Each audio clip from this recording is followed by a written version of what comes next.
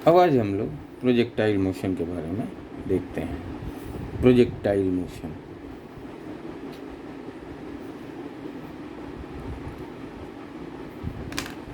देखें,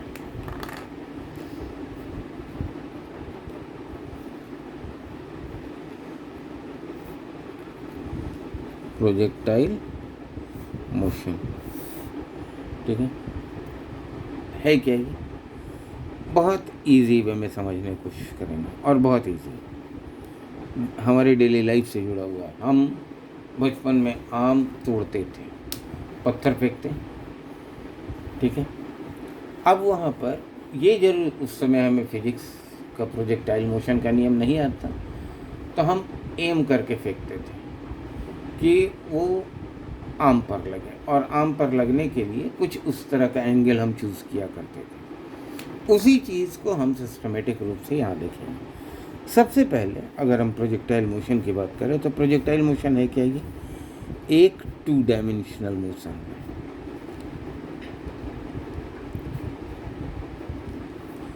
और 2 dimensional motion मतलब 2 डायमेंशन अगर कहेंगे मतलब 2 परपेंडिकुलर लाइंस, ठीक है। और 2 परपेंडिकुलर लाइंस अगर होगा तो मोशन क्या होगा? एक प्लेन में होगा। इसीलिए हम लोग इसको डिस्कस करते हैं किसमें?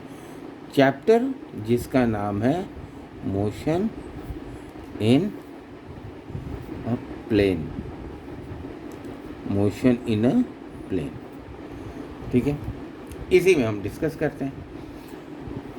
देखो, हम उम्मीद है आप लोगों को डायग्राम क्लियर दिख रहा होगा। एक पार्टिकल को प्रोजेक्ट करते हैं हम कुछ इस तरीके से, मतलब यहाँ हम फ्रेम जो कंसिडर करते हैं, अर्थ के सरफेस को हम हॉरिजॉन्टल कंसिडर करते हैं और उसके परपेंडिकुलर लाइन को हम वर्टिकल कंसिडर करते हैं, ठीक है। तो यहाँ पर ये हमारा अर्थ के सरफेस के पैरेलल लाइन है, इसको हमने क्या कहा? Horizontal, horizontal. और ये लाइन हमारा हो गया क्या? वर्टिकल, ठीक है। हमने इसको प्रोजेक्ट किया, और प्रोजेक्ट किया कितने एंगल पे? हॉरिजॉन्टल से थीटा एंगल पे हमने प्रोजेक्ट किया। जब हम हॉरिजॉन्टल से थीटा एंगल पे प्रोजेक्ट करेंगे, यानी एक बार हमने पत्थर को जब फेंक दिया, उसमें कोई रॉकेट या कोई फ्यूल तो लगा नहीं है, तो रॉकेट उसको जब हमने फेंक दिया तो क्या होगा? हमारा कांटेक्ट खत्म, यानी हम उस पर कोई भी फोर्स एग्जर्ट नहीं कर सकते हैं। और अगर हम फोर्स एग्जर्ट नहीं करेंगे तो उसके मोशन में हमारे फोर्स के कारण कोई तरह का चेंज नहीं होगा। मोशन में चेंज होगा, लेकिन किसके कारण होगा? अब वो जिस स्फीयर में है या जिस एनवायरनमेंट में है, अगर वो उस पर फोर्स लगाए तो उसके कारण उसके मोशन में चेंज होगा, ठीक है। अब जब पत्थर को हम अर्थ के ग्रेविटेशनल फील्ड में फेंकते हैं, यानी अर्थ के सरफेस के ऊपर, तो क्या क्या, क्या होगा? अर्थ उस पर एक वर्टिकली डाउनवर्ड ग्रेविटेशनल एक्सेलरेशन लगाएगी। इसके अलावा अर्थ हॉरिजॉन्टल डायरेक्शन में कोई फोर्स नहीं लगा सकती है। हम यहाँ एयर ड्रैग को 0 मान के चलते हैं, मतलब एयर के कारण किसी तरह का कोई रेजिस्टेंस नहीं होता है। तो यहाँ पर अब देखिए, सबसे पहले सिंपल है, ये यू है तो थीटा एंगल पर है, इसकी वेलोसिटी का ये कंपोनेंट हो गया यू कॉस थीटा, और ये कंपोनेंट हो गया यू साइन थीटा। बहुत इजी वे में दिखाएंगे, और इजी वे में जब आप देखेंगे तो आप खुद देखेंगे कि कितना इजी है। और यहीं से कॉन्सेप्ट आएगा कि एक्चुअली कॉन्सेप्ट क्या है प्रोजेक्टाइल मोशन का, ठीक है। ध्यान दीजिए, हमने जब इसको एक बार फेंक दिया तो हम इस पर कोई फोर्स नहीं लगा सकते हैं। फोर्स कौन लगाएगा? अर्थ लगाएगी। अर्थ कौन सा फोर्स लगाती है? एक ग्रेविटेशनल पुल लगाती है। किधर की तरफ? नीचे की तरफ, ठीक है। तो अब इसको हम जब 2 डायमेंशनल मोशन है तो हम 2 डायमेंशन में बांट देते हैं। इसको हम कहते हैं एक्स एक्सिस और इसको कहते हैं वाई। ठीक है, देखिए initial velocity along x axis क्या है, यू कॉस थीटा। अब देख रहे हो डायग्राम में। और जब एक बार हमने फेंक दिया जैसा हमने कहा, तो अर्थ उस पर फोर्स लगा रही है सिर्फ नीचे की तरफ, तो हॉरिजॉन्टल डायरेक्शन में जब कोई फोर्स नहीं लगेगा तो हॉरिजॉन्टल डायरेक्शन में उसमें कोई एक्सेलरेशन नहीं होगा। मतलब एक्सेलरेशन अलोंग एक्स एक्सिस क्या हो जाएगा, 0। अब initial velocity along y axis क्या है, यू साइन थीटा। देख रहे हो आप डायग्राम में। और अर्थ इस पर किधर की, ये हमारा वर्टिकली अपवर्ड है, तो जी किधर लगेगा, नीचे की तरफ। यानी एक्सेलरेशन अलोंग वाई एक्सिस क्या होगा, माइनस क्यों लिया हमने, क्योंकि इसको हमने पॉजिटिव लिया, वेलोसिटी है, यू साइन थीटा ऊपर की तरफ है, जी नीचे की तरफ है, दोनों का डायरेक्शन एक दूसरे के अपोजिट, इसलिए हमने इसको क्या लिया, माइनस जी लिया। इतना ठीक है। अब क्या, अब एक बहुत सिंपल सा सवाल जिसका जो आप लोगों से हमेशा पूछा जाता है कि अगर हम अर्थ के सरफेस पर किसी पत्थर को उछालते हैं, ठीक है, किसी भी पत्थर को जैसे उछालें, तो वो अर्थ के सरफेस पर लौट क्यों आता है। सामान्यतः आप सभी का आंसर ये होगा कि ड्यू टू ग्रेविटी, यही होगा। लेकिन मैं उसमें अगला सवाल ये पूछ दूं कि सपोज अगर हम उसी पत्थर को अर्थ के सरफेस पर एस्केप वेलोसिटी दे करके भेज देते हैं, जो रॉकेट को दिया जाता है, तब तो वो अर्थ के सरफेस पर नहीं आएगा, ग्रेविटी वहाँ भी लग रही है, तो आखिर क्यों नहीं लौटेगा। इसलिए नहीं लौटेगा क्योंकि अर्थ के ग्रेविटेशनल फील्ड के ही किसी पॉइंट पर उसकी वर्टिकल वेलोसिटी 0 नहीं होती है। अगर उसकी वर्टिकल वेलोसिटी अर्थ के ग्रेविटेशनल फील्ड के ही किसी पॉइंट पर 0 होती तो वो फिर से अर्थ पे लौटा था। ऐसा होता नहीं है, इसीलिए रॉकेट चला जाता है और पत्थर जो है वो हमारा नीचे आ जाता है। मतलब पार्टिकल की वर्टिकल वेलोसिटी जिस भी पॉइंट पर 0 होगी, उसी पॉइंट से वो अर्थ के ग्रेविटेशनल फील्ड के इन्फ्लुएंस में नीचे आना शुरू हो जाएगा, यानी मूव करना शुरू कर देगा। ठीक है, और वो जो पॉइंट होता है, उस पॉइंट को हम क्या कहते हैं, उसका मैक्सिमम हाइट अटेंड, यानी वो अधिकतम उतनी ही ऊंचाई तक जा सकता है, उससे ज़्यादा ऊंचाई नहीं जाएगा, क्योंकि उस पॉइंट पर उसकी वर्टिकल वेलोसिटी जो अपवर्ड डायरेक्शन में है वो क्या हो गई, 0 हो गई। ठीक है, तो अब देखो, अब जब हम इस पत्थर को फेंकेंगे तो ये पत्थर कुछ इस तरह का ट्रैजेक्टरी लेकर के और आकर के यहाँ गिरेगा। ठीक है, हम ये मान के चलते हैं कि कोई एयर ड्रैग नहीं है, जैसा मैंने पहले कहा था। तो जब एयर ड्रैग नहीं है तो नॉन कंजर्वेटिव फोर्स कोई नहीं होगा, नॉन कंजर्वेटिव फोर्स नहीं होगा, तो चूँकि ग्रेविटेशनल फील्ड एक कंजर्वेटिव फील्ड होती है, जो हम लोग वर्क और एनर्जी में दिखाएंगे कि वो conservative force, non conservative force क्या है। लेकिन उसके पहले हम लोग ये देख लें कि यहाँ पर जैसा आप देख रहे हो, कुछ इस तरह का ट्रैजेक्टरी बनता है, और ट्रैजेक्टरी बनता है तो हम किसी भी पॉइंट पर पार्टिकल की वेलोसिटी अगर जानना चाहते हैं तो हम उस पॉइंट पर, यानी ट्रैजेक्टरी के उस पॉइंट पर क्या करते हैं, एक टेंजेंट ड्रॉ करते हैं। हम ये देख रहे हैं कि इस पॉइंट के बाद पार्टिकल क्या हो रहा है, नीचे आना शुरू कर दे रहा है, यानी इस पॉइंट पर उसकी वर्टिकल वेलोसिटी क्या हो जाएगी, 0। तो ये जो हाइट वो अटेंड करेगा, ये क्या होगा, उसकी मैक्सिमम हाइट। और यहाँ से ये भी देख लें कि यहाँ पर अगर हम टेंजेंट ड्रॉ करेंगे तो उसका वो क्या आएगा, हॉरिजॉन्टल के अलॉन्ग आएगा। ठीक है, और हॉरिजॉन्टल के अलॉन्ग आएगा, इसका मतलब क्या हुआ कि इसका कोई वर्टिकल कंपोनेंट नहीं है। हम लोग यहाँ लिख के भी दिखाएंगे। तो आप देखें यहाँ पर एट मैक्सिमम हाइट, मैं यहाँ क्लियरली लिख भी दे रहा हूँ जो मैंने आपको अभी समझाया है।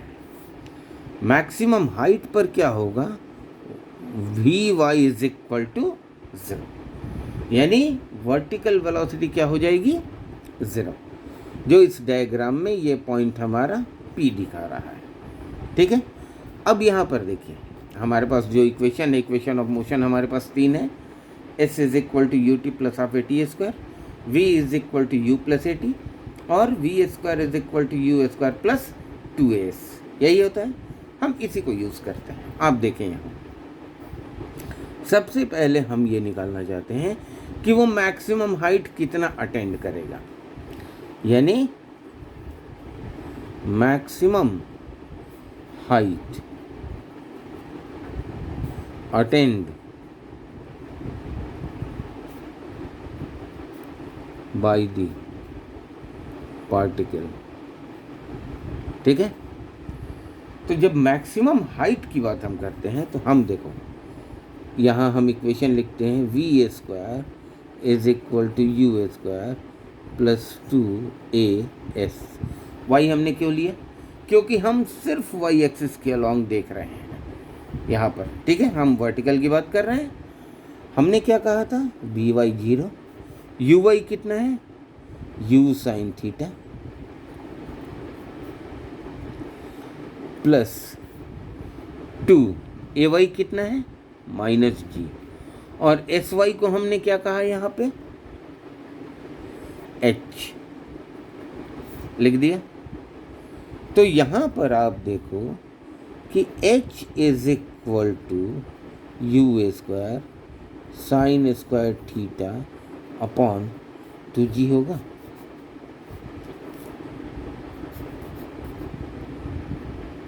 यानी मैक्सिमम हाइट वो इतना अटेंड करेगा। ठीक, जो मैंने कहा था वही चीज़ मैं यहाँ मैं यहाँ लिख रहा हूँ, हर एक चीज़ क्लियरली। ठीक है, अब ये तो ठीक है, ये भी तो होगा कि मैक्सिमम हाइट तक पहुँचने में उसे कुछ टाइम लगा होगा। ठीक, तो यहाँ पर हम लिखेंगे time taken by the particle to reach the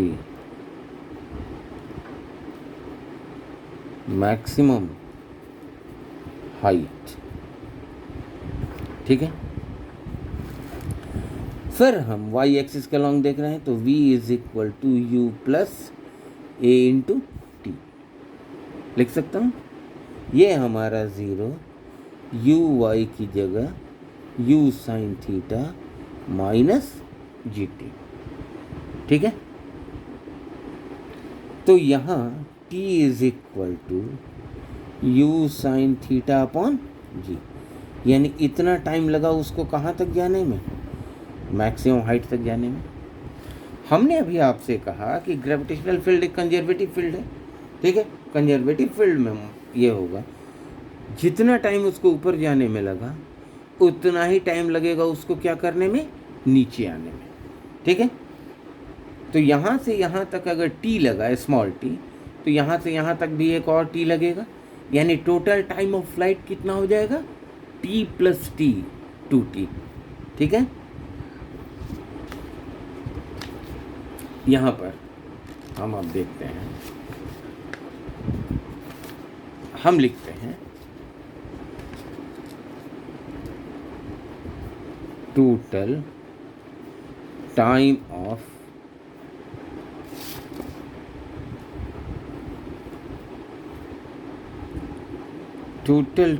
of flight.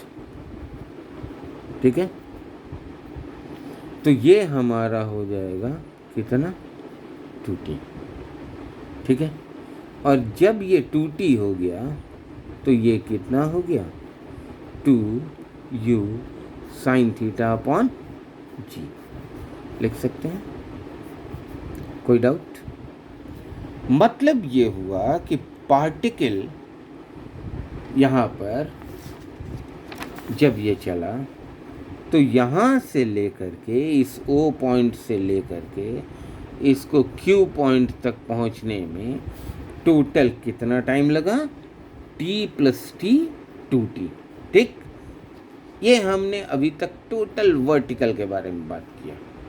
ठीक है, अब आप यहाँ एक चीज़ और बताओ, जितने समय तक ये पार्टिकल वर्टिकल मोशन में रहा है उतने ही समय तक पार्टिकल हॉरिजॉन्टली भी तो मूव किया है, और हॉरिजॉन्टल मूव किया है तो हॉरिजॉन्टल का कंडीशन क्या है, ये है, यानी इनिशियल वेलोसिटी क्या है u cos थीटा और एक्सेलरेशन क्या है 0।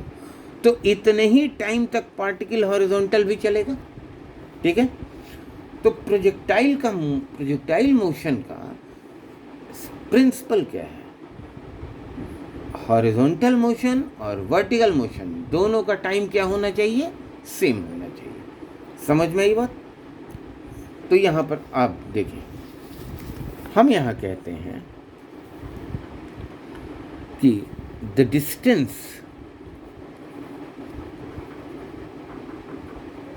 Travelled by the particle in horizontal direction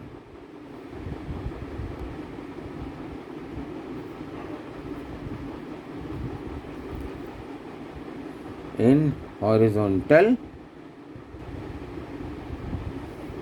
direction, ठीक है। अब वही इक्वेशन ऑफ मोशन हम लगाते हैं s।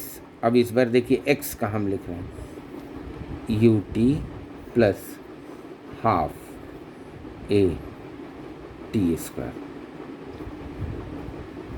ठीक है। आप यहाँ देखिए ये t हमारा कौन सा है, जो हमने वर्टिकल के लिए कंसिडर किया था, यानी वर्टिकल और हॉरिजॉन्टल का टाइम क्या होगा, सेम होगा। यही है प्रिंसिपल हमारा किसका, प्रोजेक्टाइल मोशन का। तो देखें आप, ये यू एक्स हमारा क्या है, u cos थीटा, t क्या है 2u sin theta upon g plus half, ये तो हमारा 0 है इंटू टी इसका, यानी ये सब 0 हो गया, ठीक है।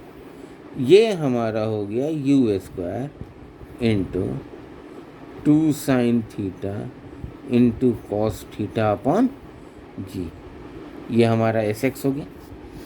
इसी हॉरिजॉन्टल डिस्टेंस को हम क्या कहते हैं, हॉरिजॉन्टल रेंज, ठीक है। तो यहाँ पर हमने क्या कह दिया, range is equal to you square, और इसका हो जाएगा साइन 2 थीटा अपॉन जी। यहाँ पर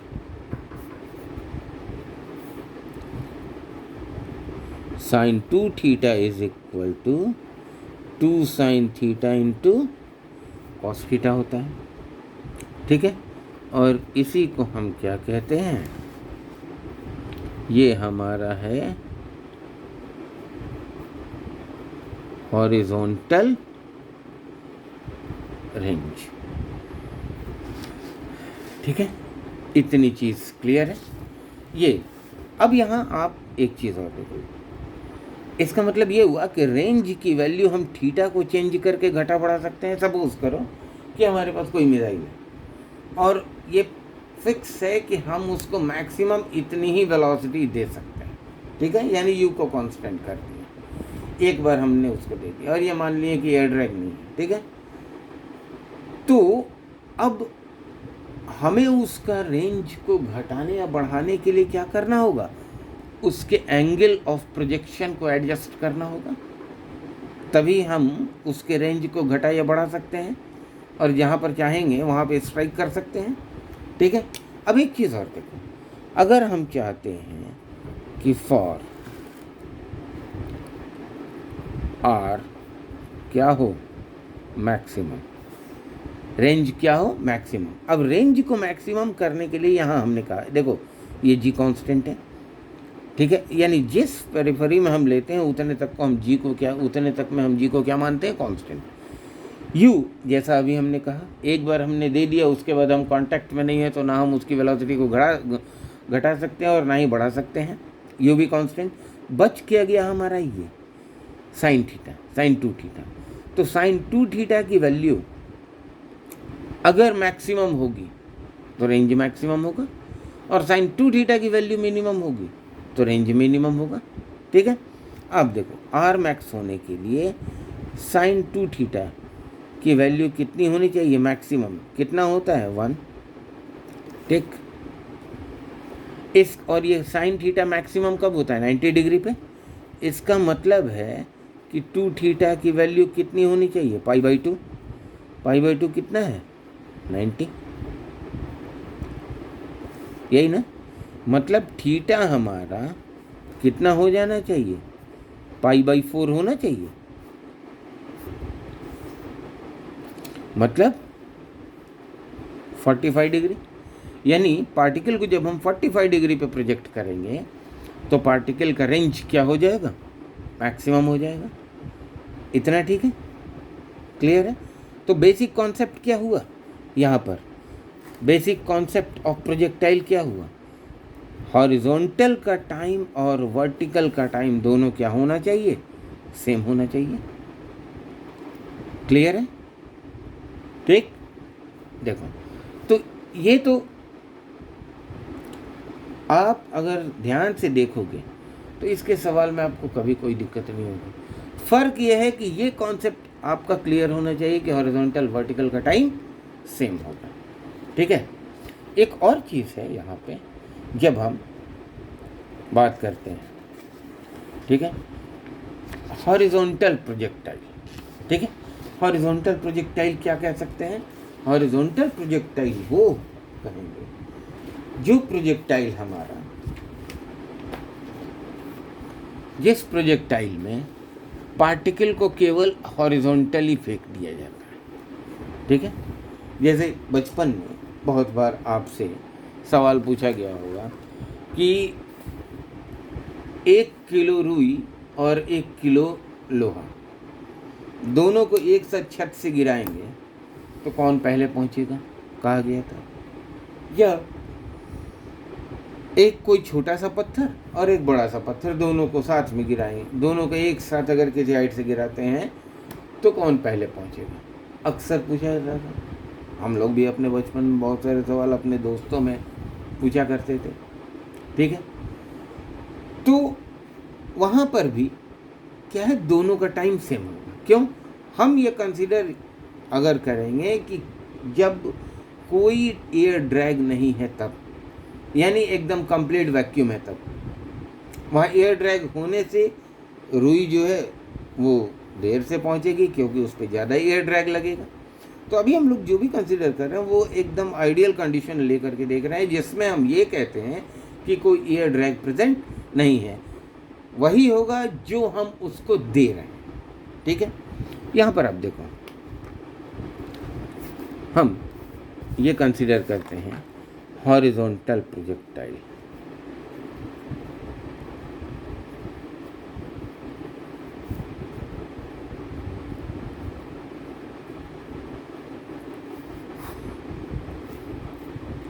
ठीक है, इसमें हमने क्या कहा आपसे, किसी पर्टिकुलर हाइट से यह हमारा अर्थ है, ये हमारा क्या है, अर्थ है, और इस पर्टिकुलर हाइट से हम एक पार्टिकल को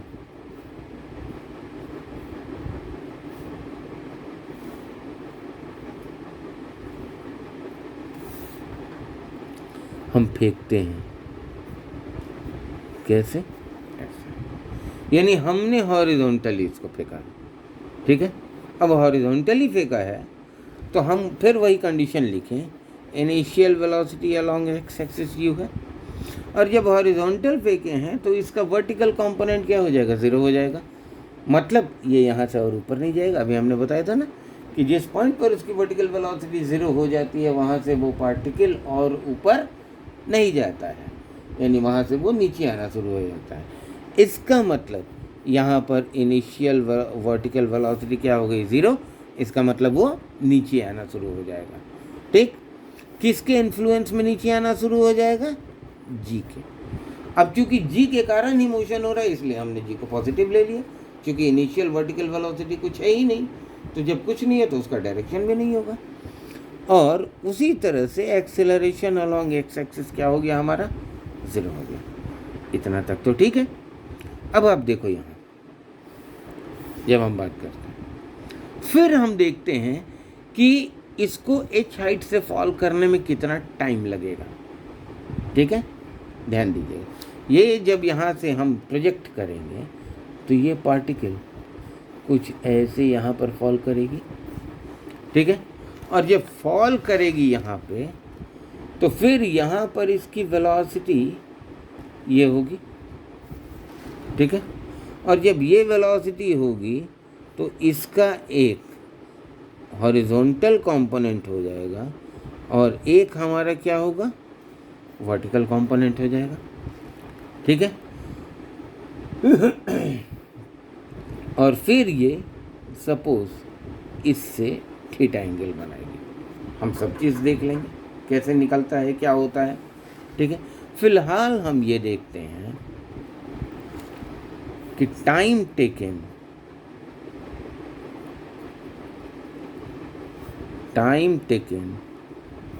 by the particle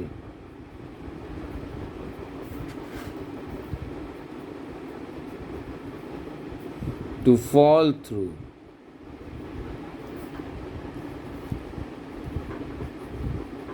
a height h। ठीक है, तो आप यहाँ क्या कहोगे, S is equal to U T plus half A T square, यही कहोगे। अब यहाँ पर ये कितना है, h, ये हमारा 0 और ये हो गया हाफ जी टी स्क्वायर। ठीक, अब देखो यहाँ पे सिंपल एक वर्टिकल मोशन में हम इस तरह का यूज़ किया करते थे ना। अब जब भी आप मोशन को परपेंडिकुलर लाइंस के अलॉन्ग रिजॉल्व करके चलोगे तो आपको कभी कोई दिक्कत होगी ही नहीं। ठीक है, आप यहाँ देखो, तो यहाँ से h is equal to half G T square हो जाएगा। So T square is equal to 2h upon G, यानी t is equal to square root 2h upon G. आप लिख सकते हो, कोई डाउट, इतना तक ठीक है। अब एक चीज़ और बताओ, जब ये आ तो गया नीचे, और जब नीचे आएगा तो यहाँ इसको कुछ वर्टिकल वेलोसिटी भी हो जाएगी। ठीक है, और वर्टिकल वेलोसिटी होगी तो वो वर्टिकल वेलोसिटी क्या होगी उसको भी ज़रा यहाँ देख लेते हैं, अगले पेज पे देखते हैं थोड़ा सा। ठीक है, वैसे कमेंट में आप लोग बताना कि अगर आप चाहते हो कि इसकी शीट का भी हम पिक लेकर के अपलोड कर दिया करें तो आप कमेंट बताना, फिर उसको मैं कर दिया करूँगा। ठीक है, फिलहाल हमने जैसा कहा कि हम ये जानना चाहते हैं कि इसका जो वर्टिकल वेलोसिटी है वो कितना हुआ। ठीक, तो हम लिखते हैं यहाँ वर्टिकल वेलोसिटी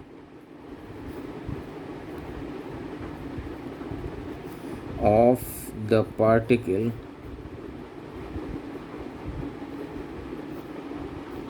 with which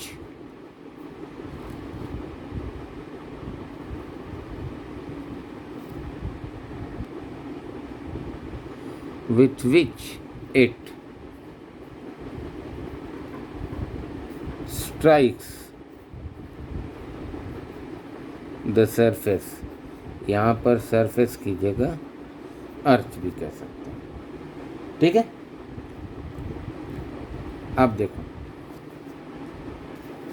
हमारे पास क्या है, v square u square plus 2as। अब यहाँ टी वाला इसलिए नहीं यूज़ किया कि क्या ज़रूरत है हमें टी यूज़ करने की, हमें वी निकालना है, यू पता है, ए पता है, एस पता है ना, तो हम इसलिए इसको ले रहे हैं। तो ये हो जाएगा 0 + 2 जी एच, यानी v y is equal to square root 2gh, यानी इस वेलोसिटी से वो क्या करेगा, पार्टिकल ग्राउंड को स्ट्राइक करेगा। ठीक है, यहाँ पर एक चीज़ और हम जानना चाहते हैं कि वो कितना डिस्टेंस हॉरिजॉन्टली ट्रेवल करेगा ग्राउंड को स्ट्राइक करने के ठीक पहले। ठीक है, तो हम यहाँ ये कहते हैं कि द हॉरिजॉन्टल डिस्टेंस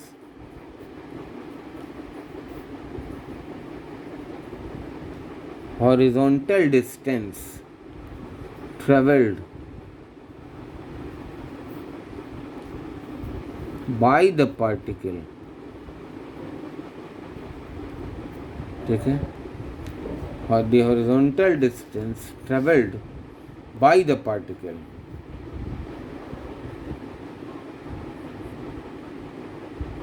ठीक है, तो यहाँ पे s is equal to U T plus half A T square होगा। अब इसी एस एक्स को हमने क्या माना है डायग्राम में, एस माना है। इसी एस एक्स को हमने क्या माना डायग्राम में, एस माना है। ठीक है,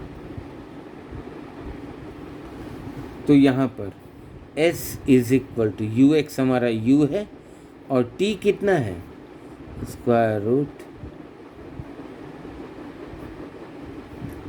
2h/g। ये तो हमारा ज़ीरो हो गया, तो ये हम निकाल लिए। ठीक, अब देखो यहाँ, अब जब ये यहाँ पर तो हमने फेंका था एक ही वेलोसिटी से, लेकिन जब ये ग्राउंड को स्ट्राइक कर रहा है तो इसके पास दो वेलोसिटी है, एक हॉरिजॉन्टल हो गई, एक वर्टिकल हो गई। हॉरिजॉन्टल वो है जो हमने दिया था, वर्टिकल इसलिए हुई क्योंकि ग्रेविटेशनल पुल लगा है।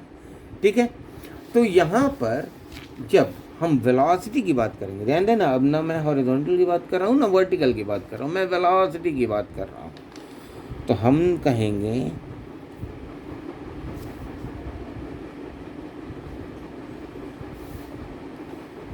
the velocity with which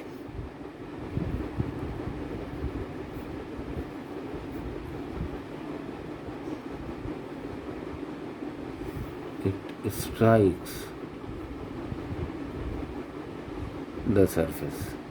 ठीक है, तो यहाँ पर वेलोसिटी में हमारा एक x होगा और एक y होगा, क्योंकि क्या है, प्रोजेक्टाइल मोशन है, 2 डायमेंशनल मोशन है, प्लेनर मोशन है। प्लेन में क्या होता है, 2 परपेंडिकुलर लाइंस होती हैं। तो यहाँ पर vx क्या है हमारा, u, और x के लिए डायरेक्शन क्या होगा, i, और vy क्या है, क्या आया है मेरा, स्क्वायर रूट 2gh, और इसका डायरेक्शन हमने क्या लिया, प्लेन में अगर ले रहे हैं तो इसको अगर हम x एक्सिस लेंगे तो इसको हम क्या लेंगे, पॉजिटिव y। ठीक, लेकिन यहाँ पे ये वेलोसिटी किधर है, नीचे की तरफ, तो ये हम क्या ले लेंगे, -j। ठीक, यानी ये किस क्वाड्रेंट में हुआ, x पॉजिटिव y नेगेटिव।